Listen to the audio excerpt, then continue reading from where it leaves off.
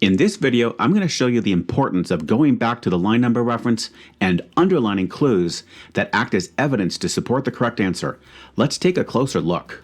Before you read the passage, I always recommend labeling any questions that have line or paragraph references.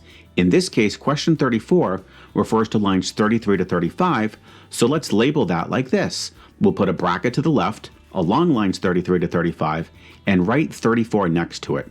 That way, when you get to this portion of the text, we can actually answer number 34 and get a question out of the way before we continue reading. Let's read the question. The figurative language in lines 33 to 35 serves mainly to suggest... Okay, so now we go back to that section we already labeled and underline clues that will act as evidence to support the correct answer. First thing we notice is, we are wandering on the great ocean. That's a huge clue, so underline it just like I did.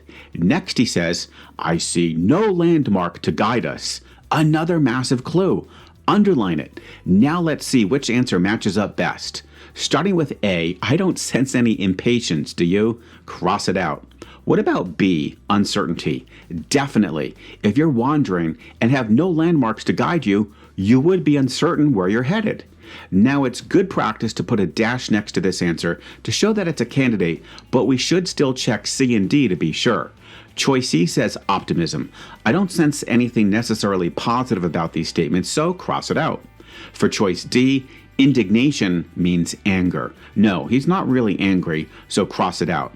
Also, if you didn't know what indignation meant, you should still guess choice B, since it's a word you do know and makes perfect sense according to the clues we underlined. If you underline the clues in the text for the specific questions, you'll be focusing on the relevant information and have a much better chance of getting these questions correct on your next test. Also, be sure to subscribe to my channel to get frequent tips, tricks, strategies, and tutorials on standardized tests. Thanks for watching, and see you soon.